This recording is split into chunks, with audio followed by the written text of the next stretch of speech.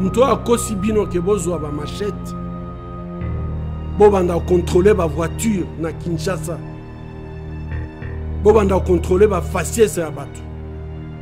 Muto a kosi bino aza ennemi ya Congo. Boye ba libera ke muto a bisa kimino ke bozwa ba Tramontina yepe aza na complicité. Soki ba longwe na niveau ya ba siège ya ba parti, na niveau ya ba organisation na bango, ba komi na niveau ya balabala, automatiquement e komi milice. Makanisi na bango ezali ke ba traquer ba Rwandais parce que ba ebi ke y a infiltration na mboka na biso ba Rwandais baza. Mais il faut vous poser na bango question. Quelle est la différence bango ba sala entre Rwandais na Banyamulenge? Bah, mais quand ça est différent. Parce que bilongi ya milayo bino booluka ba na gouvernement. Ok, okutaina de onkusu. Kulutu na biso de onkusu. Soko monega abwe forme ya ba Rwandais. Ata pese penge. Ozi Christian Lusakweno. Oche na lista ba Rwandais. Mais tu veux que va Congolais. Attends, c'est pas que c'est ta libre. Mais Congolais, m'tété là. Et puis tenir au la tawana, il y a ceux qui baissent Iwana, ceux qui basent la sécurité, ceux qui a eu de peste. Lorsque ils avaient créé ça, bah chacun ma vidéo, c'était devant leur siège. Même tenir en amoni, même tenir en sans combo, na moni on bâti tapé balataka. Les pays les a vendus. Monsieur Félix Tshisekedi vous a trahi. Lui et toute sa bande va trahir Bino. Mais là, il est comme ça, c'est la 2023 pour gagner l'élection. Congolais. Il m'oppose à complice à m'embêter ça, Oyo est allé M23 créé par Kagame et par M. Félix Tshisekedi. Oyo Koufara en 2013, non? Ouais, M23 Oyo est allé créé par Kagame et par Félix Tshisekedi. Okay. Et puis, Baza qu'on voilait le vrai dossier où est allé que Kagame est frustré par rapport à Badil où il y a signé Félix Tshisekedi qui ne sont pas respectés. Badil Lango est allé belé. Qu'est-ce qui a fait que Félix Tshisekedi a respecté Dilte? C'est justement parce qu'il a senti engouement, la population va téléméla qui est. Maramuto a engagé armée. Il y a Ouganda, il y a une relation, il y a famille na Kagame. Museveni na Kagame, baba beau-frère. Kagame a kola kuna pe, hein? Non, mais non seulement à Kola, il a été formé là-bas, il a travaillé là-bas, il a été... Alors, dites-moi, comment on peut être aussi naïf, biso congolais, to kende go benga bato ba boma biso pour agoya ko sécuriser. Mais ils a liboma, ils a normal ça. Mais là on a CP les ali que Jakinda Labimi, il a été mal jugé. Ba konana et Mabé et Abimi pe Mabé.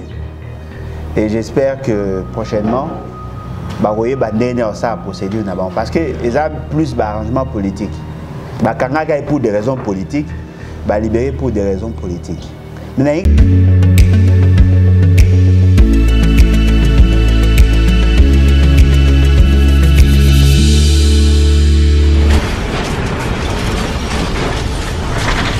Ma mission TV, le miroir du monde. Ma mission au cœur des actualités, réflexion, réfléchissons pour notre pays, chers internautes fidèles abonnés. Bonjour, bonsoir, bon après-midi. Bienvenue dans votre émission Réflexion qui est bel et bien présentée par moi-même, Alexis Wechi. Mbote Biskatou Bokolanda Bisso, Boye Madame l'émission Nabino, Lelo. Comme d'habitude, Toye Kolukaye, moi Namboka, papa Alain Bolodjoa, Salimo Mikolo Azala qui na Katia Kinshasa, Tesiko Azongi, Teko Solanae, Makambwele qui est belé Makasi, en tout cas moi Sanduko Ezali, na eto Lukato décortiqué en par rapport à Makambo et Talimboka, Mbote papa Alain. Mbote Ndekoyangai, Mbote Nabalandi, en tout cas merci beaucoup pour l'opportunité. Merci, Tosepeli, Kozoyo Mokolo Alilo, papa Alain Ozalaki, Ozalaki Bon na Lumbashi. Est-ce que tu reconnais des déplacements personnels, topé dans le cadre d'investigation, comment est-ce que tu as pour le Bon, je dirais le tout sauf personnel. Et puis Nathalie kaka Lubumbashi te tozalaki na Lubumbashi tozalaki na Kolwezi. Tozalaki quand même une idée sur Likasi parce que Zaïka na même zela wana. Tokendaki liboso point tokendaki liboso pona ko préparer signature ya parti ya statut. Et puis à mi balé ya ko permettre surtout on a une idée sur la situation à ba école. OK. Bon, pas situation dans le sens général, mais situation dans le sens il y a côté là au moins tout au long il y a ba grande route distance il y a ba école. Tous au moins on a une idée sur la distance à ba école pour toujours comment livre moko sur l'économie de l'éducation. OK. Et puis tu profites qui peut pour na côté là pour palper du doigt la nature, il y a structure économique, il y a Katanga. Et puis à confronter à une situation socio-économique et à la population. Parce que la vision que nous avons, pourtant, on a Lubumbashi. Mais tu parcours à peine le secteur, le territoire. Bon, on a une idée, on a tout ça, la nzela wanati na Kolwezi, il y a un des qui permettre bisoto to la réalité, toute la réalité, la population, comment ndenge banda kweza ndenge bazwaka mai distance ya ba école kota la ba centre de santé place ezali positionné toyeba si effectivement ba condition toyoka ka économie ya Katanga na situation ya population ezali na lien et puis loko wana pe insista ki na yango par rapport ya rapport oyo IGF akomaki. OK. Inspection générale des finances a communiqué un rapport et dans ces rapports a lobby makambo ya gestion à Jekamine. Total à ceux qui Jekamine et ango eza ndenge biso totikaka be ceux qui échangent et puis total à ceux qui population vraiment za ko bénéficier et je crois que toro ko lobelango en long en large ce qu'on to lobelango au cours de l'émission to solango alors papa là aux alagité au tikozonga avant qu'il topé kozonga na yo este mobulu ezakaka mobulu ezama kasi kino lelo ba ko signaler biso les rebelles sont toujours occupés Bunagana. Est-ce que papa likambwango ezaka nde tokoloba ke faiblesse ya leadership to po ekomi ke non il faut ba intervention ou ta moi misika pona esunga biso na likamba Bunagana o to mikata kozonga sata Bunagana ya pamba. Ndeko nangai je crois que tozozonga na même problème. Et c'est ce que nous avons fait pendant près de 4 ans. Tout à rappeler que le pouvoir a fait, c'est que c'est un pouvoir cancérogène. Et il a un pouvoir très dangereux pour la République. Il a nocif, il a toxique. Peut-être que vous comprenez. Déjà, il faut les M23 ne sont pas des rebelles. M23, ils ont bras séculiers et l'armée rwandaise. Ce sont des Rwandais. Recrutant quelques Congolais. Et lorsqu'il s'agit d'étrangers dans un pays, on ne peut pas parler à rébellion. Les rebelles les alibans nationaux, se rebeller contre le pouvoir établi pour associer à renverser et à coacher un nouvel ordre politique. Cannabis que ce sont des Rwandais, Bazali va recruter quelques Congolais pour habiller la situation et de venir faire pression na bateau na pouvoir. Tout le monde rappelé que le M23 où ezalaka et bimaka na CNDP, cet M23 là ezalaka dissous. Et c'est Koufaka Oyo ezali M23 créé par Kagame et par M. Félix Sekedi. Koufaka en 2013 non? Ouais, M23 Oyo ezali créé par Kagame et par Félix Sekedi. La revendication na bango Oyo ezali ya solo. Ezali par rapport à la revendication ezaka liboso, mais ezali par rapport à la deal Oyo Félix Sekedi a signé depuis qu'il a commis na pouvoir. Donc il faut ça la part de choses. Parce que tout le monde a déjà comprendre, contextualiser, risquer de comprendre les choses à leur manière. Et d'aller différent M23 Oyo na M23 Akala. Parce que M23 Akala, que Kabila, le gouvernement Kabila est signé un accord dans le cadre de CNDP. Né Salamaka accord wango ba signaka ezaka le 23 mars. Mais Oyo ezali M23 en rapport avec l'accord ya CNDP. Oyo ezali mususu, il revendique autre chose. Bazako revendiquer ba droit Oyo eza déjà acquis pour na bateau bazaka aka. Et puis bazako ko voiler le vrai dossier Oyo ezali que Kagame est frustré par rapport à ba deal Oyo signaka na Félix Tshisekedi qui ne sont pas respectés. Ba deal ango ezali ebele. Qu'est-ce qui a fait que Félix Tshisekedi a respecté Dilte? C'est justement parce qu'il a senti engouement, la population, on dénonçait la population, nous a soutenus, nous a accompagnés, nous a compris. Et ça dit que moi, exécuter en gros, pour ceux qui ont exécuté en gros, ça serait sa mort politique. Est-ce que vous avez une idée? Non, mais c'est belé, le raffinage, il y a or. Le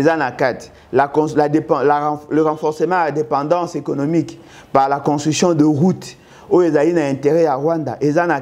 La construction de logements sociaux qui pour accueillir alors qu'en réalité, il y a une sorte de zone touristique. Comme ça partie à Congo, d'abord, il y a la commune rural où il y a Minembwe, ça fait partie aujourd'hui Makamba Kotonga ba site Kotonga ba logement ko ça la nouvelle cité wana pona ko ezaki une sorte de hébergement pona ba touristes au bangaki ba ko fréquenter parc ya Virunga. On a bloqué aujourd'hui Makambo ya aéroport international par rapport à Rwanda, comme ça, Goma, aéroport international pour le Rwanda. On a bloqué. C'est-à-dire que tout ce que nous avons bloqué là, et ça dit que donc Félix c'est qui a respecté l'accord. Ce qui a message qu'on respectait Namboka n'a été pas nanga qu'on respectait. C'est comme ça on a sali M23 pour faire pression à Félix c'est qui a fait à Kolinga pour faire fléchir pour exécuter Makambayo Kanaki. OK. Donc ça M23 moroté. Donc ceux qui te comprennent bien, papa, là, parce que Félix Tshisekedi a respecté l'accord.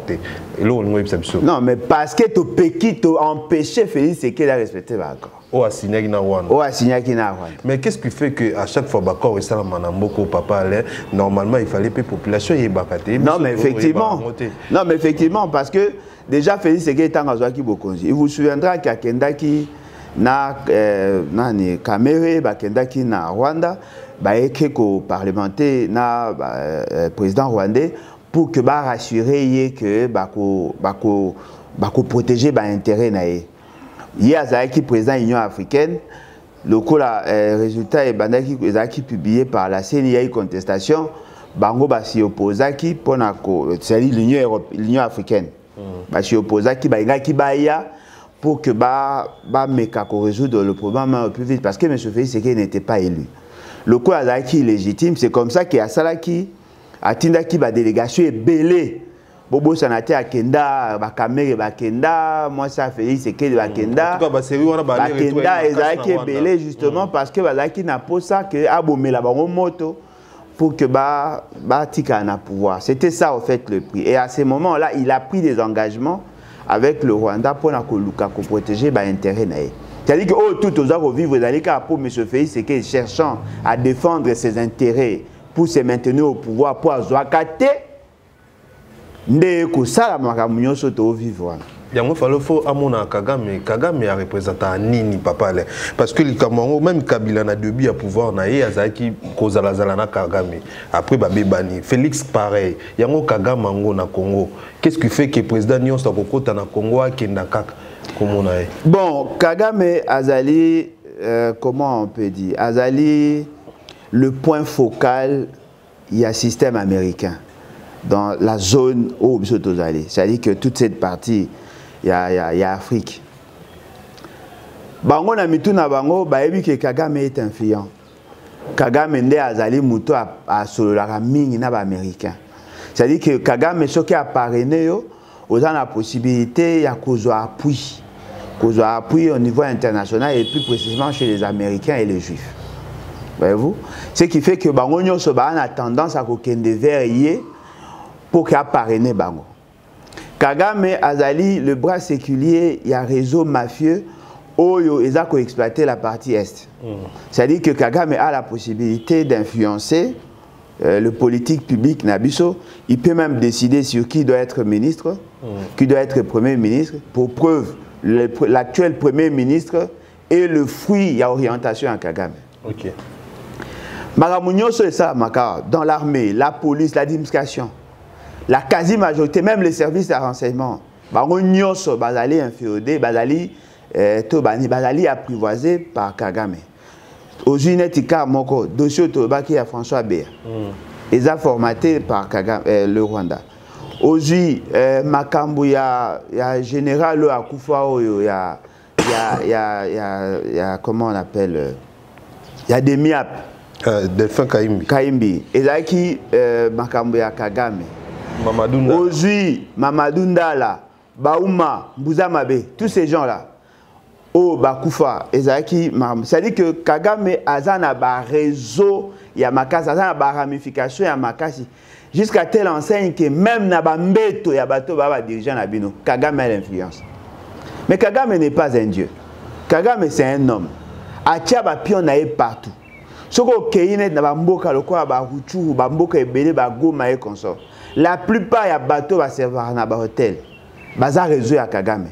Ba femme baza ba femme libre o ba edaka ba konzina bino ba kenda aussi ça va poser na bango kuna baza ka ba to Kagame, c'est à dire Kagame a implanté ba service na partout o ba benga infiltration ce qui fait que bateau baza na pouvoir le quoi ba yebi ba réalité wana au lieu que ba luka ko combattre ba réalité ba lingasko ba s'accommoder na réalité wana donc il a préféré en relation à la sainteté à Kagame pour Kaoumela.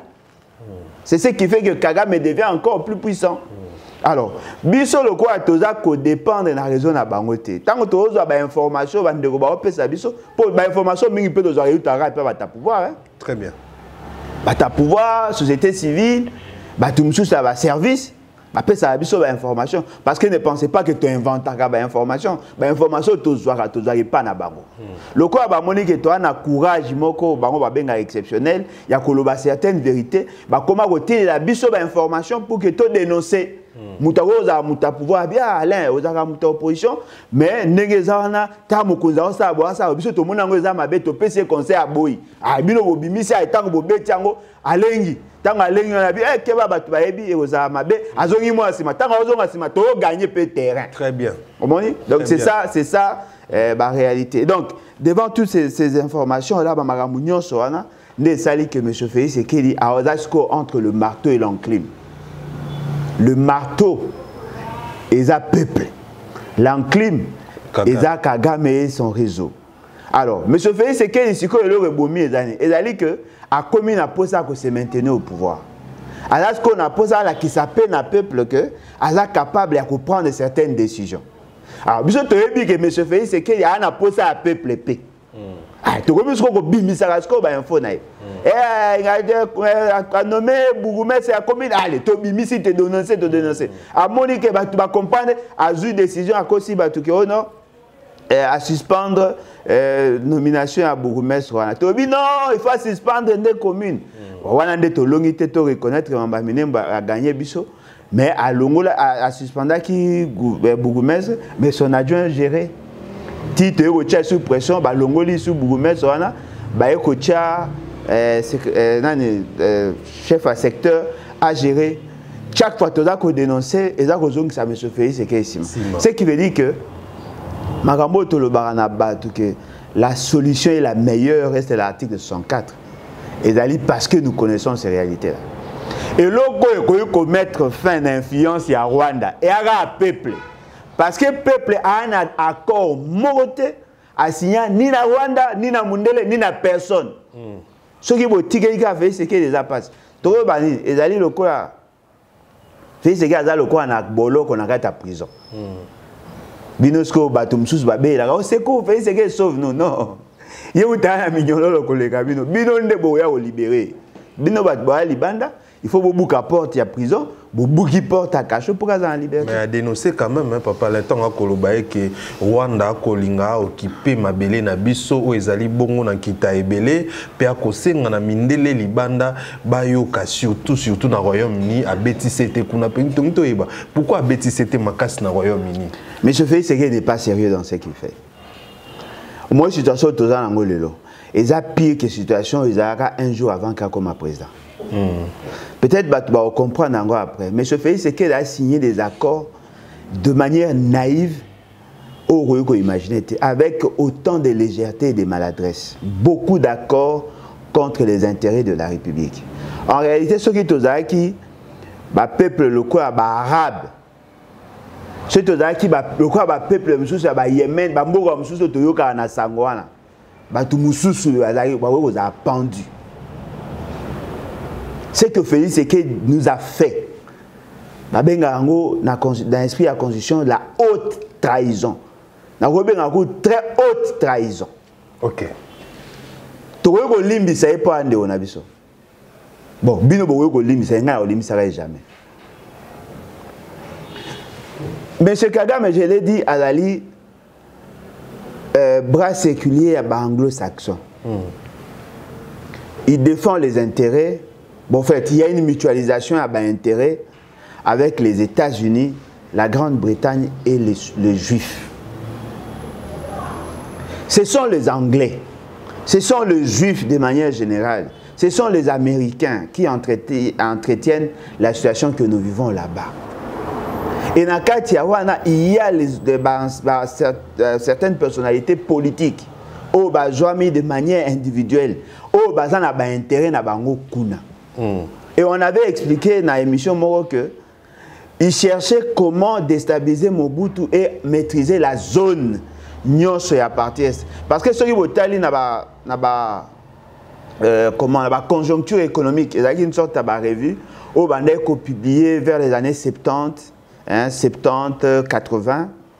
Beaucoup de monde a que l'évolution économique na biso et bandai que c'est constaté plus on découvrait des matières précieuses dans la partie est. OK. Ce qui est le coltan, cobalt. L'évolution n'ango et surtout un cobalt, l'évolution n'ango il y a économique, c'est-à-dire la vente n'ango économique s'est progressé, économique évolué. Plus ces actes ont évolué, plus notre pays devenait en insécurité. Parce que c'était des acquis matières stratégiques. Alors, le corps Mobutu avait une forte armée. Le corps de Bango Bazaki n'a pas ça à faire connaître et faire évoluer les choses. Parce que la matière wana vente n'a pas évolué, plus il y avait l'évolution technologique. La présence, il y a ordinateur, la question, il y a satellite, le téléphone est comme il faut changer, tu communes un téléphone avec empreinte et tout ça. Tu as GSM, plus évolution technologique plus notre pays était dans l'instabilité. Même l'assassinat à Biarimana, ça fait partie de la stratégie. Ok. Parce que avant ces années-là, ils vendaient des matériel. Et le coût à la demande de commerce de plus en plus forte. Eux maintenant cherchaient à maîtriser la zone. C'est comme ça qu'ils ont déstabilisé. Alors, pourquoi M. Félix Tshisekedi s'est adressé aux Anglais? C'est justement parce que les Anglais sont à la base de l'instabilité de notre pays. Okay. Les Anglais, les Américains, le Juif de manière générale. À la base, il y a instabilité. Et cette instabilité n'a pas commencé avec Kabila. Ça a commencé avant Mobutu. Ça a commencé bien avant. Et même vers les années 1889, les Anglais faisaient pression, cherchaient à avoir la maîtrise. Pourquoi? Parce que le roi de Belgique à l'époque, avant qu'il y ait la conférence de Berlin, il avait négocié avec les Anglais, avec les Allemands, avec les Français, avec les Américains, pour que après sa mort, après quelques temps, après sa bango droit à souveraineté pour que va jouir. Yenda jonga bango à kosa bango, avec au pesa na Belgique. Voyez-vous, c'est-à-dire que la guerre n'a biso et bandaka. Il vous souviendra à une certaine époque, au Zambie, je crois, Zambie. Bazaka na ba difficulté, on a formaté des histoires pour na kolinga ko fragiliser Zambie, pour na ko panza Zambie. Mobutu a intervenu à une certaine époque et c'était contre les intérêts des Anglais. Voyez-vous, c'est-à-dire que ezalaki na makambo ebele o ya mabe déjà ezalaka préparé, mais cette fois-ci bazan a posé à maîtrise. Et d'ailleurs le parc là à Virunga, ça appartient à qui ont l'influence à parc à Virunga? Ce sont les Anglais. C'est-à-dire que d'ailleurs, il y a d'autres espaces au Congo. Où il y a ma colonne sans que au violer droit, il y a royauté, il y a Grande-Bretagne. C'est-à-dire que ce sont des questions où Esengeli Nabiso de traiter avec beaucoup de tact, avec beaucoup d'intelligence. Ce qui me se fait, c'est qu'il a signé un accord où il y a signé qui était depuis la commune à pouvoir. Na Kagame, on allait gagner plus de terrain. Parce que déjà là, M. Kagame perdait des plumes et influence par rapport à Bisso. Il y a Yesu Kopé, ça Yesu Soumaï na Moulin. C'est ce qui fait qu'aujourd'hui nous sommes comment? Félix Tshisekedi semble qu'il y a enfant chéri, il y a des occidentaux. Non, les occidentaux. Non, mais il y a dans la Maison Blanche Mougon. Mais à qui m'en bat les bélés? À qui m'en bat les bélés? À s'incliner devant tombe, il y a papa, il y a Amé. Il y a dans la Maison Blanche Mougon. Il y a des tinda ya kendi pa Kagame. Moi mon avis, voilà na Photoshop te. Oh ba salaka ba taille de pesa karaté. Ba kuta na ba président américain dehors ya cadre na bango kuna na Maison Blanche. C'est-à-dire que eza est loco que ceux qui zaki na ba konza maele. Pas ba konza biloko ceux qui na bango, on allait gagner plus de terrain dans notre stratégie. Au Moninga, je n'ai jamais été pro-occidental. Voyez-vous, je ne suis pas contre les Occidentaux, mais je n'ai pas d'intérêt à soutenir les Occidentaux parce que je connais un peu bien l'histoire de Congo Nabiso. Tant que l'État congolais a pris la décision de vers la Chine, moi j'ai soutenu. Non, mais moi j'ai soutenu. Lorsque les gens disent que non, parce qu'ils ont compris. Hein? Non, mais effectivement, parce que ces gens-là, avec un partenaire traditionnel. Et ces partenaires traditionnels n'ont jamais été sincères. Okay. Je peux défier quiconque. Aucun projet à Congo où ils ont plus de 5 milliards de dollars. Exact. Projet à développement, 5 milliards de dollars. Exact. Ceux qui baillent la 600 millions de dollars, 150 millions étalés dans 5 ans. Babi pour sérieux à la raté bon sérieux à ma bango besoin na biso yo mutaye ko defa mbongo epa na yo aza solvable ozo baneke na ko defa mbongo ebete pose à la sérieuté o sa ila mbongo yo ezanga tini yo talaka so aza capable ya ko futa ou pas Congo lo ndenge ezana a capable ya ko defa ta 30 milliards de dollars a o futa toi na actif minier na biso to bi OK toke ko hypothéquer nous sommes allés vers les Chinois on a signé un contrat à 9 milliards. Na 9 milliards, bah pesa biso ndamba mbongo, bah tongia biso banzela plus de 2000 et quelques kilomètres de route. Oh mona ba muzitu ba matata ba sepela na ba biloko eza ba biloko ba chinois ba tonga. Ils sont venus ba négocier mabe oui, mais ba bi OK. To zo minéré, to tonga nzela nzela neza pona obimisa biloko na biso meza pe pona intérêt na bino bo bakisa banzela monsieur etikali to kobongisa bino banzela puis to za matière première wana mwe bo moni ate loko mais o eza ke biloko na bino zo bima bo zo nimbongo nini ba za ko to kolobela ngo mamba je kabine o ngai ba ko zo ba brada ba konzango ya bino ba brada ba ressources na bino mbongo bo mona ate nzela bo mona ate faut me ba chinois. Très bien. Alors, papa, si on est au Kolobaboye, mon konzamboka na Kenya, mon konzamboka nini na ebiso de ake fait c'est que mon konzamboka mon konzité a pas na kita mon konzi mon konzini. Mais ça président de la République. Ah, avant ça président mais mon est-ce que ça président la si mon konzi. Après il y a un président de fait. Mon konzi awa. Awa konzani. Linga les a pas sinde onanga mon konzi utina kokonza. Awa konzani. On a ebiki akoko mon konzi. Biselele ne mon konzi na tika biso. Biselele la mon konzi na biselele la conseiller papa. Alors, Aza Siko na Kenya ne toko babo balobi accueilli pour la 3e conclave. Il y a un chef de l'État côté Afrique de l'Est. Et ça pour na koluka moyen ko déployer armée awana est pour na contre le M23. Mais batebel ba réagir docteur Denis Mukwege alobi eza important parce que toi dena mapinga ebele awa ko baksali susu et puis na kati ya Afrique de l'Est Rwanda pas sur na kati. Papa Denis mais il y a ces pays. Ah, papa, tikanga ina fanda. Félix Tshisekedi. Oui. Président de la République. Papa Denis Mukwege, c'est un homme crédible. Il a bomba énergie pour autre chose. Au Lexatan, au Pamba, la pays c'est que moi abinoa. On est dans la distraction. Négo nangai. Tout ata bano amike, ata moi nanga Giovanni. Hein? Tout tient une place où on a réfléchi. Je suis sûr qu'on réfléchit mieux. Les États et Afrique de l'Est, où il y a membres, il y a leur communauté. Tous, sans exception, sont dans la vision Imatuchi. Ok. Et puis, on a kota na liboso na biso. Non seulement à Kota, il y a des gens obligés qui n'ont pas de ces Kota. Ah bon? Oh. Il y a des gens obligés qui n'ont pas de Kota. Obligé na bango ba Kota sans connaître les tenants et les aboutissants, sans maîtriser le méandre, Félix Tshisekedi a cotisa biso sans même passer par le Conseil des ministres. Et le Parlement était informé net biso na TV. Hein? Est-ce que les hommes sont normal?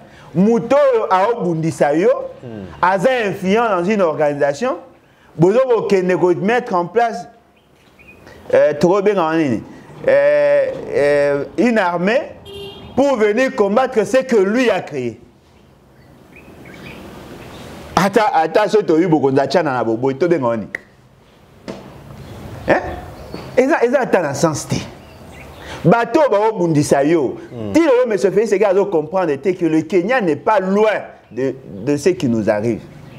Le Kenya n'est pas voisin au Congo direct, mais le Kenya azali moko ya bajan, il y a réseau mobimbawana. C'est tout un réseau. La vision Imatuchi n'a pas commencé quand Nebo imagina, ça a commencé bien avant. L'infiltration a commencé très bien avant. Depuis 1954, la présence de Batouana Bazawa, le pays a été infecté. Et c'est tout un réseau. Mais M. Félix Tshisekedi ne comprend pas. Le Rwandais, le Ougandais, le Burundais, Baoya. Les opérations, et vous allez mener. Dans cette opération, Bakoya, vous remarquez, la zone sud, la province de Sud Kivu, Bako intervenir Mingité. Vous savez pourquoi? Parce que c'est là où il y a des troupes, il y a Bango, Plaza, Bango Kuna, Basoda na Bango, il y a Babanyamulengi, Babenga Babanyamulengi. Bako attaquer Nord Kivu na Ituri, pourquoi? Parce que c'est là où Bana posé à neutraliser le Maï-Maï. Le Maï-Maï, on est constitué bouclier na biso, on est bundisa ka ba ennemi atango bayaka. Yango moni batoka ba bembe ba fulero, ba lega, ozu ba nande, et ça bateau il faut biso to respecter. Ce sont des guerriers. Ils ne viendront pas combattre bateau bango ba créer. ADF, aujourd'hui, FDLR, aujourd'hui, M23, tous, ils font partie de la stratégie. Ne rêvez pas. Bateau,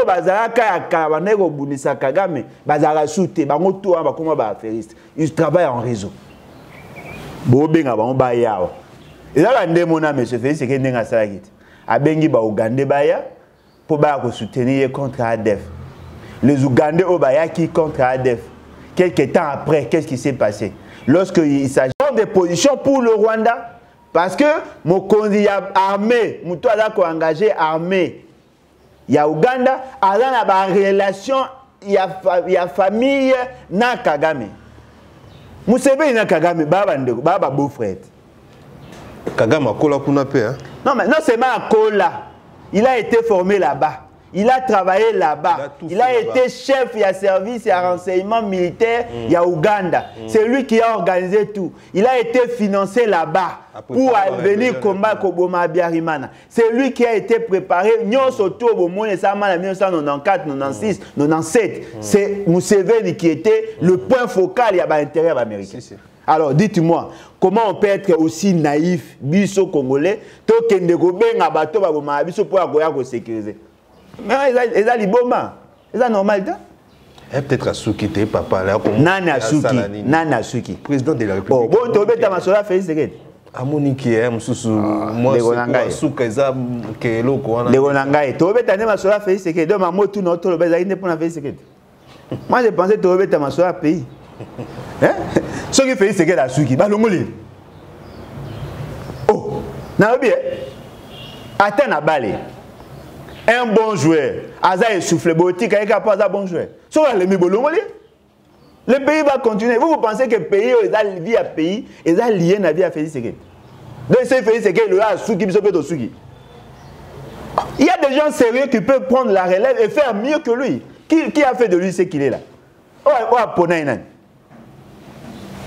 Bisoto ana posa to ebisa Félix Tshisekedi. Il a encore le temps de s'amender. Il a encore le temps de s'amender. Ba aventure à sala wana ego suka. Yo wana santé va juillet pe va checker quelque part. Oh, décolanga. Masoli bo beta. Hein? Nous parlons de l'avenir de toute une nation. Bo linga bo suki sa biso na Félix Tshisekedi. Akomi na nzambe.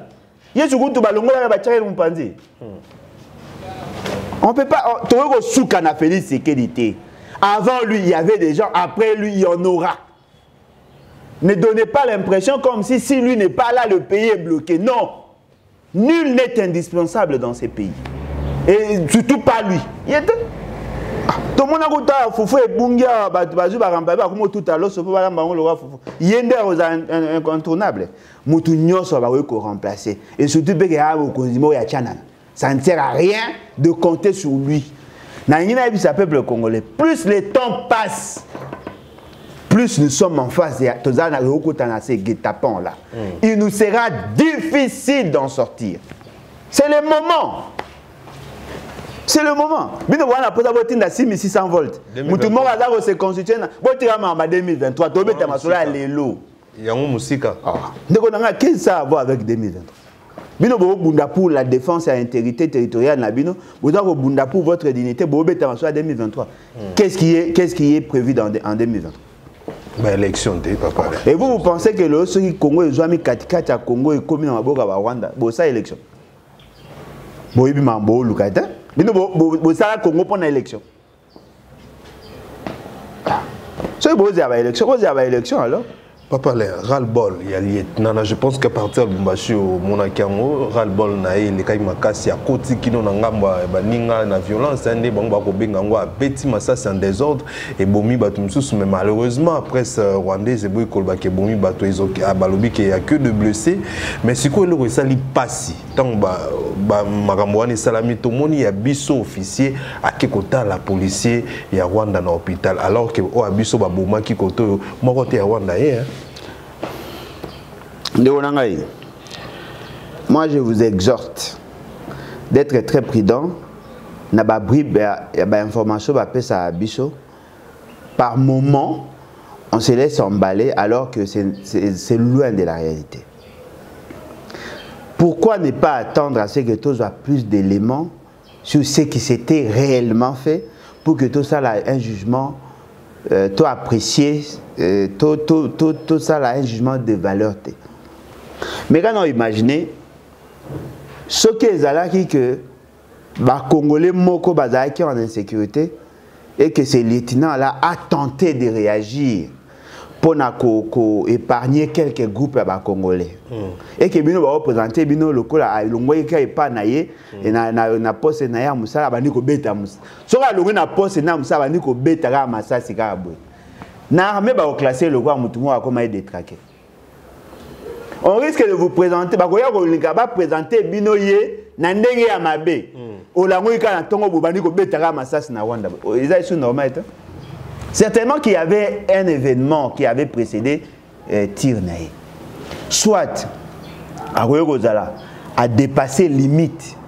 Il y a frontière parce que zone neutre, il y a des neutre créa. C'est-à-dire biso na ba rwandais neutre créa. Zone neutre, c'est quoi zone mon tampon où ils allaient que to tche distance moi musika to ko banini biso a to fandi distance ya biso na cameraman partout ils a parti de zone neutre. Ceux qui m'ont traversé à commune à zone neutre, bah ça la sommation. Bah ko sommer à keba de pas à l'écater à zonga. Ceux qui a commis la limite na bango, bah ko appréhender, bah ko comme bah ko abattre. Mais n'oubliez pas, le Rwandais ont franchi. Différence il y a yena bateau ces années. Le Rwandais ont franchi nos limites. Bah comme tina mboga na biso, bah koti tina hôpital, bah beta batu na biso, to menaça batu wana to lobela bango, gouvernement abina abi ça arrive. Le fait qu'on a 9 pays voisins, ça peut arriver que Mouta traverse les limites Nabiso, ce sont des faits bénins. Biso va battre. Pour Nabiso, tu zongisa, mais oya wana babomi, to yeba abandai ko beta masas ou ba abandai ko beta masas. Très bien. To lukane to yeba. Wana solo. So ki to sala ngote to ya o risque to comprendre makambu à travers et là ba ko pesa bango raison. Pour déclaration ba sala et akenda ki abandi ko beta masas na Rwanda rabwe. C'est vrai. Jeune homme, il était encore jeune. C'est-à-dire qu'il avait au moins. Le fait seulement qu'Azali lieutenant, il a une idée sur la question de la sécurité transfrontalière. Et transfrontalière, il y a au moins un principe où il a corrigé la frontière. Est-ce qu'il y a l'ongwa qui est mort ou sinon il a tenté de sauver des gens ou sinon il avait à Komaki na zone neutre parce que bomé na Rwanda la zone neutre ba bété masasi tant musu ba mutu abandé ko bété masasi y a riposté pour ni ba opo ça enquête bien. Très bien. Et ce qui est encore grave au lobby que ngape na moni image wana ba officier na biso ba kenda kuna ba ke kotala bato o bazaki azaki blessé. Ce qui veut dire que le gouvernement se reproche de quelque chose. Le gouvernement se reproche de quelque chose. Le Rwanda aura toujours raison sur nous. C'est malheureux. Biso Karinga a 2 personnes. Kagame a Seliki, a EBC président angolais. Ta yebisa mutu na bina na EPC 48 heures donc ça va tenir. Pays c'est que dans ligne. Biso to bomite to kangi. Ba olinga bazongi sa ba pesa bango pa ba angolais pour que bango bazongi sa bango pa Rwanda. Pourquoi? Parce que la personne qui décide au Rwanda est plus sérieuse que ce que nous voyons ici. Ce n'est pas normal. Pourquoi le Rwanda fait peur à M. Félix Tshisekedi? C'est justement parce qu'il a vu que le pouvoir est légitime, il s'est s'embourber. Lorsqu'on vous dit que la solution à Congo, c'est l'article 64, c'est justement parce que il faut libérer ces pays. Ton lobby a article 64, les élections, ça ne va rien résoudre. Oh non, la diplomatie, quelle diplomatie? Quelle diplomatie? Vous êtes entouré par des peureux, vous trembloter devant le. Vous pensez que vous libérez? Hein? Ce qui te comprend, m'amener, qui était. Ridiculement, vous imaginez. Essayez de vous imaginer. Dans tout le gouvernement congolais, depuis Tobanda Marambuya, vous ne trouverez jamais un gouvernement sans touch. Jamais un gouvernement sans touch. Dans tous les gouvernements, il faut qu'il y ait un touch. C'est une opposition. Non mais attendez, non une opposition d'elle. Attention, il y a une opposition, il faut appeler ce qu'à poster. Opposition dans notre pays, depuis la situation de connaître, il y a entré à Tilelo, tous les gouvernements, il faut qu'il y ait un touch. S'il n'est pas touchy 100%, mais il doit avoir les 100 touchy pour que Bango base à Anakimia. Mais on a posé la question, Moro. Baloubakat, ils sont majoritaires dans le Katanga. Est-ce que vous voyez qu'il y a un gouvernement? Est-ce que vous voyez qu'il y a un gouvernement? Équateur, il y a un gouvernement. Il y a une province, Équateur. Il y a un gouvernement. Mais je vous dis parce que ce sont eux qui gèrent le pays. On a la question de opposer. dans l'armée, bango, partout, bango. Dites-moi, quelle est cette tribu qui a plus d'avantages que le Tutsi au Congo? Même Balouba, comme dans le niveau Tutsi. Pourquoi? C'est justement parce que bango ba tiana mitou ya batunyon so que bango ba incontournable. Et ce qu'on l'a dit ba vidéo na ba déclaration na ba binoni. Les Bantous sont faibles. Ba na capacité à cerveau mouké, ba maël mingité, il faut que le Tutsi ba dominer. Ce qu'ils ont fait na Rwanda en cherchant à dominer le Hutu et les Twa, c'est ce qu'ils font chez nous. Alors dites-moi, ceux qui ont bateau ba maîtriser marambona te bozani. Ils sont partout, même dans les métaux, partout, baza. Ils ont dominé partout. Et puis qui vous dit que les Tutsis sont des Congolais? J'ai suivi votre fameux ministre là. Oh non, Tutsi, tout ça. Il ne fait que la promotion des Tutsis. C'est sérieux ça? Mon tour dans Patrick Mouya lobby que les Kinyarwanda ezali langue congolaise ya biso. Est-ce que c'est sur le papa là? Il y a des Tutsis partout. Infiltration des latines à la chambre partout. Il y a nani, comment il nani? Patrick Mouya. Il est c'est-à-dire son modèle en matière de gouvernance, il y a gestion en Mboka, c'est Kagame. Allez voir na palmarès union sur la parlementaire qui a été plus proche de Kagame que Patrick Mouya. Boke no ta na archive na bino. Quel est ce Congolais qui a été invité par l'association Abatouchi au Basaraka à Kinshasa? Allez voir, il n'y a que lui. Ce que l'histoire, l'histoire du Congo a été modifiée après. On a commencé à parler les Nilotiques, les Hutus après. Ce qui est pas tant l'histoire, aïe bango ke na Rutshuru. Les rwandophones qui sont majoritaires sont de Hutus, ce ne sont pas des Tutsis. Banande, na ba Hutu, bazaki na ba problème il y a pas longtemps. Makambo ya mabele, na makambo ya Rutshuru wana. Ceux qui a habité à Lukayeba, ce ne sont pas les Tutsis. Ce ne sont pas les Tutsis. Yena mo connaît ba bike ba Banyamulenge ba Congolais. Dites-moi, quelle est la tribu Banyamulenge na Congo? Mulenge, et la zone, et la place, et l'espace na Congo. Mais les Tutsis se retrouvent dans plusieurs territoires. Vous voulez nous dire que tous les Tutsis vivant au Congo, tous sont des Banyamulenge? Tous les Hutus là sont des Banyamulenge. Et Baza Banyamulenge. Boebi Mambolo Bate. Ce n'est pas sérieux.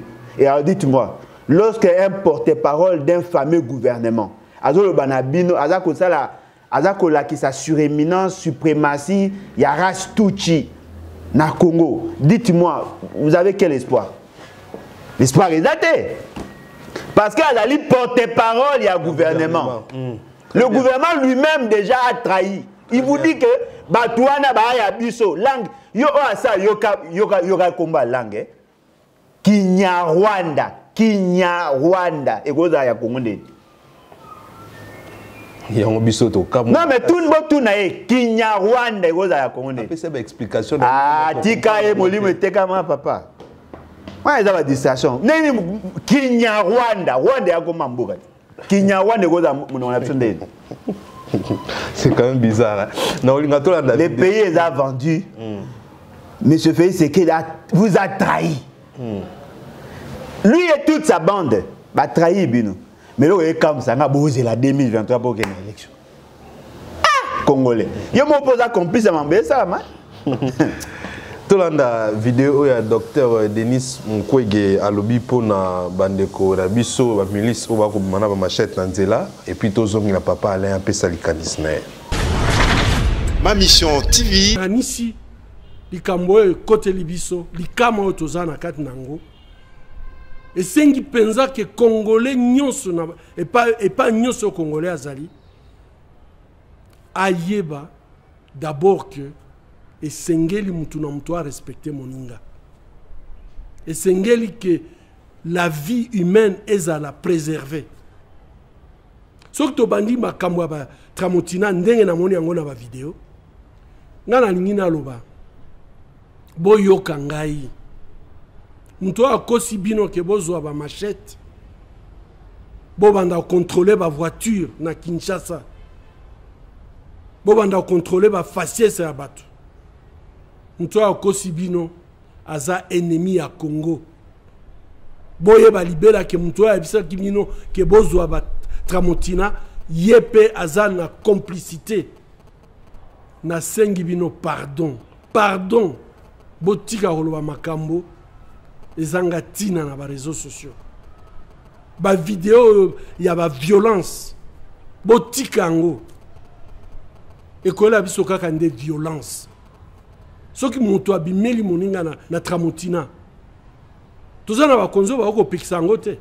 Aiza pasi na motema penza. Ngana kanisi na moment ya agression à Rwanda. Ceux qui par exemple balingi va exprimer colère na bango. Ba ko sala ngo mais ezala pacifique. Ba ko sala marche pacifique. Ba finga mutute. Ba nyoko la mutute. Makambo ko zo ba tramotina ezala te. Ba ko senga ke mabele abakoko na biso ezala respecter na mutu nyonso. Mais baba na makambo ko finga batu ko nyoko la baninga ko zo ba tramotina. Wana bo bazotala ba vidéo bazokanisa ke donc vraiment ba congolais mayele zakate po wana eza je ya ba ennemi na biso pardon botika makambo wana soki mutu asengi clean 1 million ya batu bakota na balabala pona ko lakisa mokili mobimba ke en tout cas toko ndimela te mutu aya kozwa mabele na biso mokili ekoyoka ngana kanisi ba leader d'opinion boye bisabato baza na kati ya ba parti politique na bino na kati ya ba église na kati ya ba association na bino boye bisabango ke toza na ba soda batika ba soda bakende na bitumba bo sambela bango bo tindela bango biloko akolia bo soutenir ata na ba famille na bango ceux qui bazui ba nouvelle ke ba famille na bango baza na kan kokolo baza na kan chachi bozoela bango biloko akolia bozo soutenir bango ngana kanisi bango na front ba koyeba ke ata toza na front mais to monike ba citoyen bazo kipe ba famille na biso mais ko banda ba barrière wana ya ezanga tina ngana kanisi il faut que leader politique nyonso leader d'opinion nyonso atelemela likambo yango ayebisa bango ke wana il faut esila pe to sengi pe gouvernement na biso efungola miso éducation esengeli salama bino pe ba journaliste bo salisa biso makamwana ba émotion pamba toko longa bitumba na ba émotion te il faut tozala réaliste ba mboka nyonso eza pembeni na biso likambo moko bazowela bazwa kaka ba morceau ya mboka na biso po nzambe apambola biso biloko nyonso balukaka na mokili mobimba o etali ba minere toza nango mutu na mutu azowela yepe azwa ya ye ndambo donc soki biso to bondi te poke mboko etikala liboke moko totikala lisanga moko ngana nisi situation na biso kozala mabe penza. Merci. Ma mission TV. Papa Alain, on a tout total docteur Denis Mukwege à lobby pour na makambo a milice automoni to dénonçaka a mikoleleki comme na ba milice au UDPS c'est ça là qui au ba kolba ki baza pour na ko défendre UDPS na force du progrès nde ba ngwana peka automoni na ilamba wana na nzela ba simbi ba machette ba ko telemisa mitu kaso ba moni lo mulai zolo mulai ba kangio ba betio ba zokisio likambo papa Alain est-ce que makambo kendaka bongo pe ba congolais mususu ba kolila ki baza ba victime ya makambo wana pona ba moni ka elo mulai ba beti ndeko dangai tango ba salaki ba présentaki po ba présentaki en bongo tango ba présentaki équipe na bango à sécurité j'ai eu à bon faire répondre aux questions et na le bar en clairement ceux qui va saler en pour sécuriser leurs membres dans le cadre de l'activité quoi de plus normal. Parce que dans chaque organisation, on met en place un système de sécurisation de membres dans le site. Tchaka et Zalaka. Bamsou va préférer au gardiennage, Bamsou va bien avoir policier, mais Bamsou va organiser les jeunes. Personnellement, je n'avais pas combattu. Mais j'avais dit ceci. il faut éviter que l'on ait un champ d'action na bango. Ce qui va longwe na niveau ya ba siège ya ba parti, na niveau ya ba organisation na bango, ba komi na niveau ya balabala, automatiquement est commis milice. Or, milice d'après l'esprit de la Constitution, il est condamnable. Je l'avais dit. Moi, effectivement, comme le docteur Denis Mukwege, tout le monde a vidéo. Ma canisse na bango ezali que ba traquer ba Rwandais parce que ba ebi qu'il y a infiltration na mboka na biso ba Rwandais baza. Mais il faut vous poser na bango question. Quelle est la différence bango ba sala entre Rwandais na Banyamulenge? Ba me kana ça la différence parce que bilongi ya milayo bino bo luka ba na gouvernement. Ba na armée. Ba na ba mbeta ba kozina bino. Siko bino bo luka banani. Pour ceux qui voient na posa à kobenga na batu nyoto ba na morphologie ya ba Rwandais, c'est simple. Faites sauter bateau ba na gouvernement, bateau ba na ba cabinet, bateau baza partout au bino boche. On va vous trouver sérieux. Bino bo luka libanda. Supposons alors que Muto vous menacez Aza ministre. Pour ministre pas Elongi Moulayaza. Hein? Boye belo bo luka. Quand yo mono lo bi fait c'est Aza le quoi Muta odinda. C'est quoi à éviter sur quoi s'accrocher. Attends, monnaie lili na moko azolinga simba papa ozodinda déjà okei. Toi on a posé to sauver to tinela yo attends moi singe benda yo mo pe mutu makaso boyi. Boke mabe. Moi je souhaite à ce que la population se prenne en charge. Parce que nous savons où se trouvent ces Rwandais là. Très bien. Est-ce que bango va supporter? Ce depuis toi no luka ba Rwandais. Ndinga solo. Mais mamsu va divorcer. Moi était divorce même ça là-bas. Ah bien. Ce depuis toi kabola ba na ba mamsu va comme célibataire. Voilà un solo. Hein? Ce que dites-moi, bo luka bo sa nini? Ba ebi elo ba osate. Bazo linga ba naviguer à contre-courant et fort malheureusement avec autant de maladresse. Prenons. OK okutaina de Onkusu. Kulutu na biso de Onkusu. Soko monega abwe forme ya ba Rwandais. Ata prince penge. Ozi Christian Lusakweno. Otie na lista ba Rwandais. Mais tu veux que ba Congolais. Attends, c'est penge so talibwe. Mais Congolais mutete là. Biso to yebi esika ba Rwandais baza. Et puis tous les nilotiques ne sont pas nécessairement rwandais. Boye bobo sanate ba pays mususu pe ba somalien baza même ba sénégalais ba na ba morphologie ndenge mona ba nilotique très souvent bien que ba malien et consort boye belo bo sate. Biso to na posa te ke ba Rwandais nyonso ba bimamboka na biso te. To na posa ke ba Rwandais ba longwa na zone d'influence na biso. Très bien. Bino bo maintenir ba na ba institution Boko sabiso ke bo luka. Et puis tenir ba la tawana. Ya ceux qui baissent wana.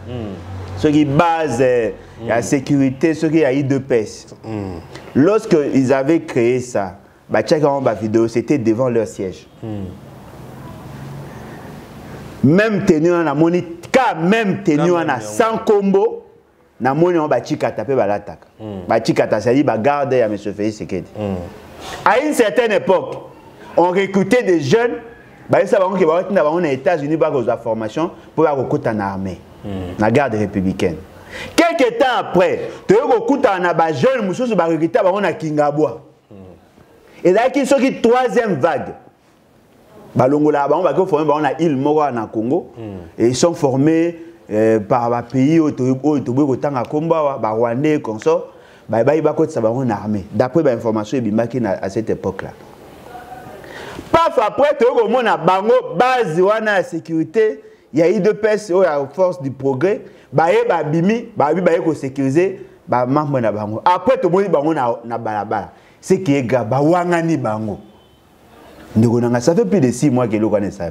Ouais. Même communiquer au de pèse ça les wangani pe ba o waza ki wana. Ce qui est très grave.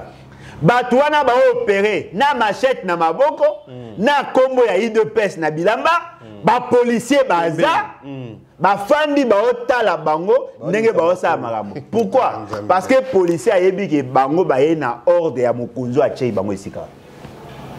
Ce qui policier ayebi ke bazaka ba délinquant ndenge bazaka anga permettre te. Mais le quoi ayebi ke batu ya mokonzi na ye abi le quoi mokonzi apesi bango ordre nga moya sa autrement te afandi aza ko observer. Policier afin d'observer population ngambo kuna ba délinquant na ba fandi ba opposer ba acte et là que ça grave ba bilongi ya ba misusu na localisation na bango est possible. Pourquoi ne sont-ils pas arrêtés? C'est justement parce qu'ils avaient reçu l'ordre. Pour na bango le quoi to ba na bo sa eloko te abia to la quand même to sa eloko ba bimi la plus mauvaise manière. Nyoso wana poani cerveau. Moni, oh Fabien Koussani par rapport à tibia. Les gens ne veulent pas réfléchir. Nous voulons combattre l'infiltration. On va demander au peuple de le faire. Mais disons-le, commençons d'abord par les institutions. Très bien. Bon, le moment où basi wana batuchi bozana bango. Bon, infiltration va dans la chambre de onangai. Si. Ba hors de monsieur zoutane na mbeto. Il faut commencer par là. Pour les bo banda kunati. Ça c'est vrai. L'aventure. Pourquoi on est à l'aventure? Le peuple congolais est après.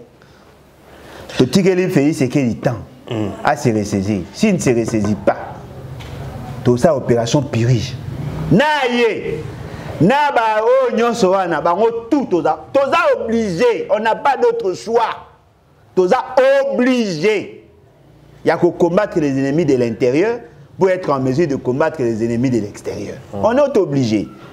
Le chef d'état-major général, adjoint, aux unes, Adem, Ops, écoute, on a tout évité sur Adam Moutunabiso. Ops, Rance, Sodanio, c'est Gaza. On a obligé, on a choisi, il faut se débarrasser de tous ces éléments malicieux, même pour votre propre survie. Bon, ok, Nabitumba. Si vous avez ordre, la telle opération, comme vous avez repli. Dites-moi, Naruto, tu perds dans le c'est une stratégie. Stratégie à Nîmes. Jeunes va soutenir Bino pour que mettre fin à M23. Bo sali peu effort, commis dans la zone d'influence, bo récupérer. Après Bino bo bimi bo tiki ba jeune wana. Ba bomi ba jeune wana bo imaginer. Oh trahison. Ba bomi ba jeune. Ah, bino ba bolaki saki bango, bino bo soutenaki armée, armée sko ekei, bino sko sodo tiki sko ba civil. Ils ont été tués. Ba bomi bango ba kati ba ba kingo massacre ça mebele, baza ko lancer ba alerte pas ba ndeko na biso baza kuna. Ce qui veut dire quoi? Nous sommes trahis par nos propres frères. Oh, et Toebi et Félix Sekedi. Moi la maman Marthe, so ça biso mabe Toebi adresse na bango. Ça kende oluka maman Marthe. Yebi ça moi na trahi biso. On a mis la bâtonnière saute. Que soit ça ibiso mabe, beaucoup funda pas maman Marthe. Maman Marthe a limité, na dixième. Oui, kunat. Kende funda. Il nous a trahis. Et batu bafandi ba ose la 2023. Mitali bien. Très bien, merci beaucoup Papa Alain. Tout son nom Mambaje Camille pour mon bon Papa Alain au niveau de Suisse à Tomité mané 30 milliards et kokenda. Donc Papa Alain 35 milliards, 30 milliards. Bete son nom du solon ya Mambaje Camille yo outil pena sur le terrain comme dans ici comme Makambango ezala. Qu'est-ce qui se passe réellement?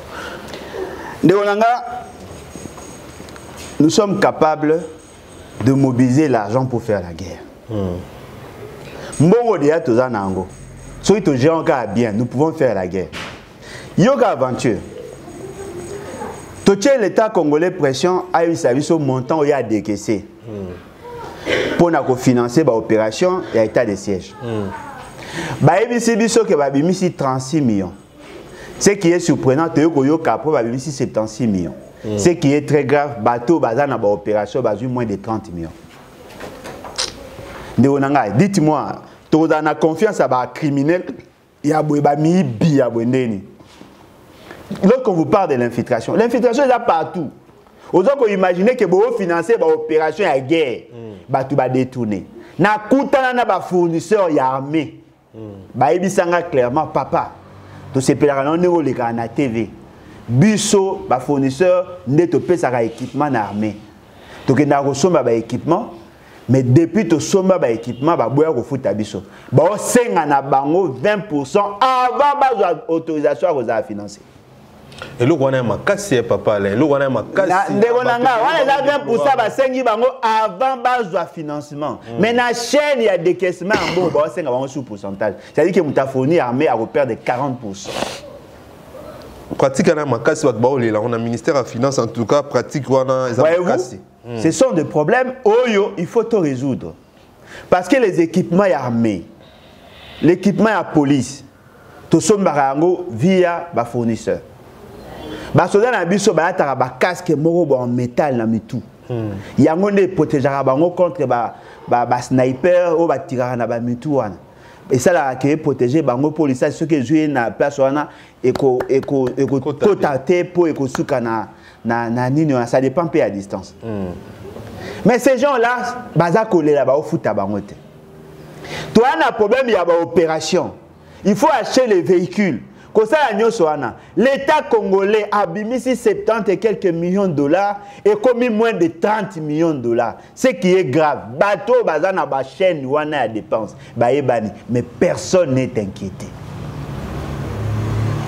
On les a complicités, papa. Ah, bien sûr, c'est ce que je vous dis. Bino bozi à 2023. Bozi à 2023.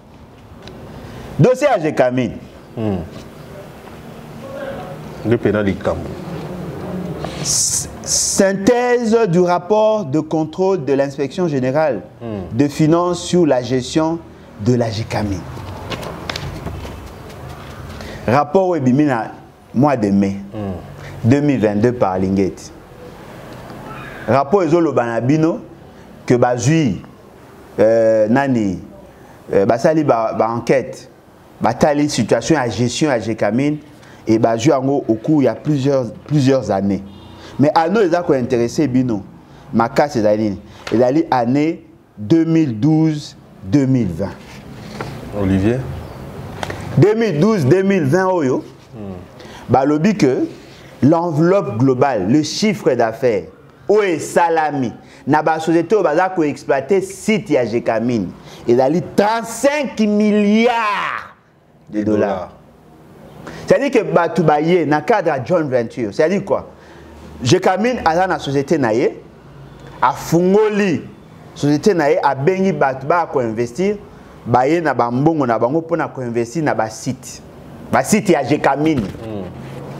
Batu na baza ko exploiter la sommation en bongo bango ba sali ou ba exploiter na site à Gécamine et ça lit 35 milliards. 35 milliards de dollars, pas dollars canadiens, dollars américains. Gécamine yé moko mabele.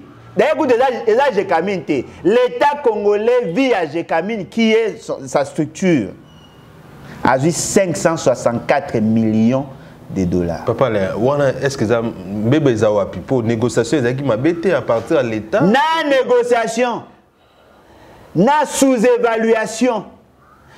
Tout ça, ça a un caractère criminel.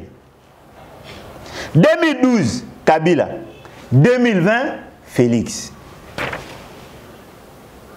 2012, Kabila. 2020, Félix. Ce qui veut dire que la gestion à l'élo et continue dans le même contexte. Il vous souviendra. Mais c'est Yuma devant Alain Foucault. Alors, il y a sur recommandation de la Banque mondiale, il y a l'institution à Bretton Woods, qui a appelé, il y a qu'à s'ouvrir dans le monde pour que sa possibilité dans la société étrangère, il y a comme des capitaux pour que investir. Bazui ba actif na bango, ba pesi na batouana. Batouana en réalité n'avait pas d'argent. Batouana ba ko recourir auprès à bailleurs de fonds pour que bazo mbongo baya ko exploiter. C'est-à-dire que muto o pesi droit à exploitation. Ana mbongo te, a qu'est-ce qu'on luka muto ana mbongo pour que azwa kopo ana ba pesa e financement. Le quoi ça de ana ba protocole d'accord signé avec l'État. Ah bien voilà, l'État congolais m'a autorisé d'exploiter. J'ai l'autorisation d'exploiter le site tel. La valeur nango, il y a site où on a exploité, il y a matière où ils ont. Elle est estimée par exemple à 50 milliards de dollars. Mais moi, je viens auprès de vous, vous payez 35 milliards dans l'exploitation. Mais en entendant, vous pouvez avoir équipement, vous pouvez avoir expert, tout que ne exploiter, mais valeur nanga ou bino vous pouvez avoir 35 milliards. Moutou a qui ne l'autre a gagné 35 milliards. Mais société à l'État, Azangi a la capacité, il ne pas produit, pas Azangi n'a pas équipement. Il est Azangi. Alors qu'il a la possibilité soit d'aller auprès de même bailleurs de fonds, ou soit d'exploiter lui-même en hypothéquant une partie, il y a actif minier. 564 millions de dollars. Ça représente 1,6%. Moutoukou t'en tekara ndaku ya yete a courtier ou commissionnaire aye ko kutanisa mutao so mana mutao teka ba pesa 10%. Mais on est que l'euro na yo moko au pesi ba tba ne tekela yo ya 35 milliards yo ko le logo 564 millions. Yo reste quoi aventure? Qu'est-ce qui s'est fait? Yuma mais très yanké. Qui était le gestionnaire Nabatunae, tout en ayant une idée, parce qu'il va faire l'exploration sur le potentiel, va s'ouvrir sur recommandation de la Banque mondiale na Kabila, va coûter Nabatoire. Non, voilà, on a 10 milliards. Alors on a 10 milliards, l'État congolais le quoi a zoba. Topé c'est à 564 millions, mais biso rétro-commissionnaire, autant. C'est-à-dire que Moutou a représenté intérêt à peuple et à nation.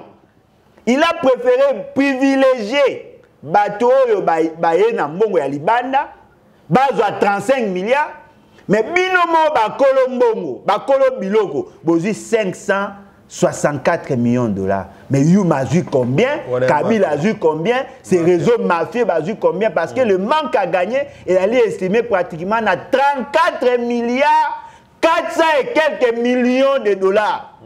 Ndegonanga, ouah, babenga kindokite. Youm a kangamite, il n'a aucun moyen état de droit. Youm a zo tambola. Toyoka Samasala défaite à 12 millions de dollars. Il y a un mutabeti kopa bon. Sur la base, il a moins un effet à 6 millions de dollars. Et là, on est là. Na gâteau. Invité la PCA, na invitation, na chambre d'hôtel, na billet, na bon à séjour, le cas prime de risque. Organisateur logement, libanda logement. Voyez-vous, c'est là le côté criminel. Mais là, est-ce que ça n'a pas ces années? Nakomi na Katanga, na kendara kuna. Nakomi na Katanga, na Lubumbashi. Mboko ezaki mwa ndengwa ville ko mwa robo ebonga mwa kala, ba bongisa mwa banzela et tout ça. Ba hôtel à bien tongami, ba immeuble ozomona ke moi ezo pousser et tout ça mais comme moi bien na centre ville ya Lubumbashi. Mais dans les périphéries pauvreté. Plus ozako s'éloigner na ville, plus au coût à pauvreté. J'ai trouvé des gens qui n'ont pas d'eau potable. Ndako ya malonge ezate.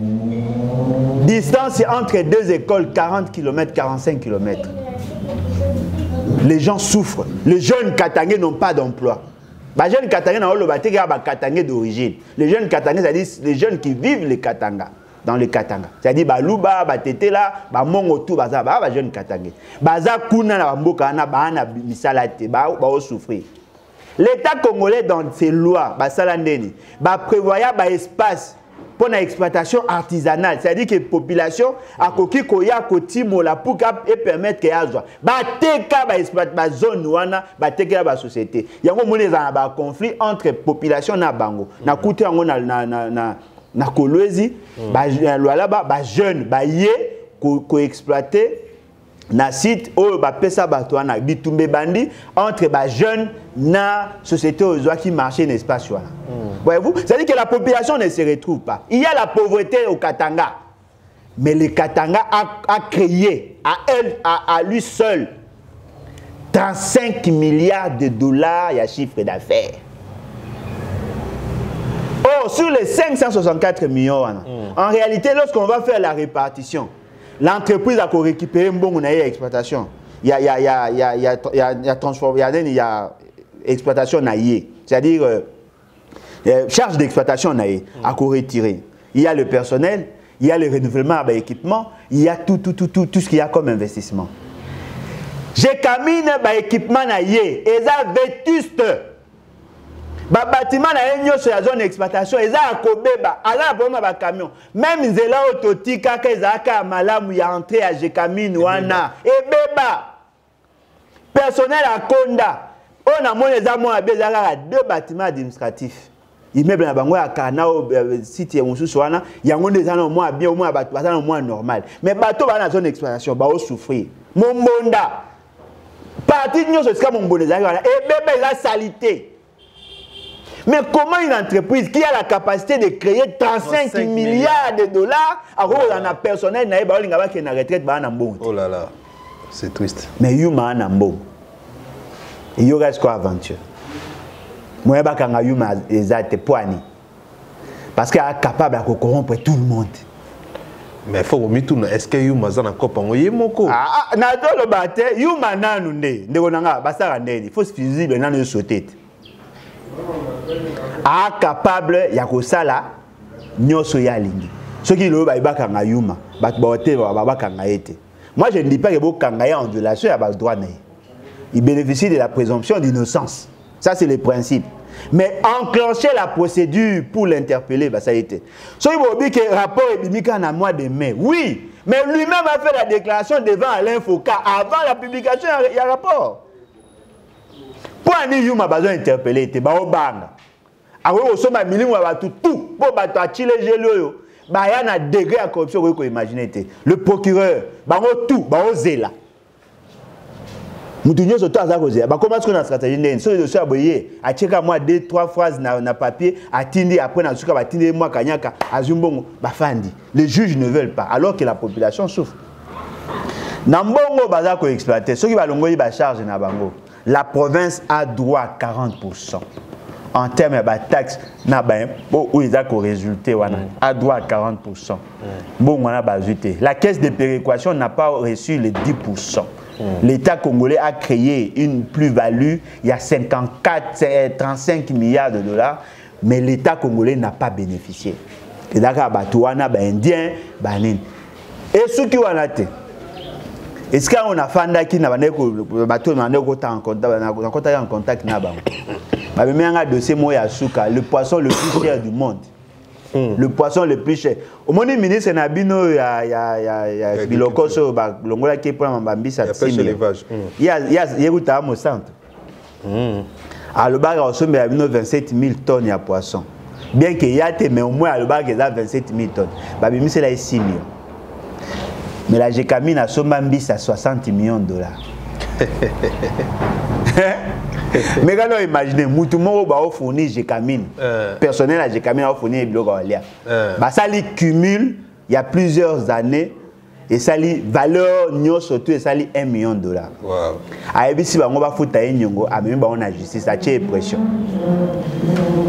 Comme on a juge, qui veut dire qu'on a juge congolais, Babeti makamuna ba on te sili babi OK si c'est comme ça ba pe ça est un espace il y a Jekamine c'est dit tant ba espace on ça dit carré mini à exploiter ba pesier ba kabelier te ba pesier na nyongwambisi na valeur il y a 1 million de dollars.